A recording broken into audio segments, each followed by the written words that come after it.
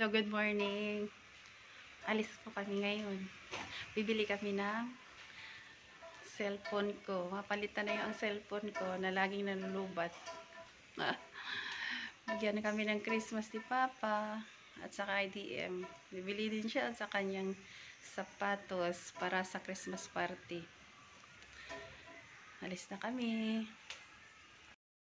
Nandito na po kami sa SM, kakain po kami, tapos maglalaro na po ako, tapos bibili na po ako ng sapatos para sa Christmas party namin.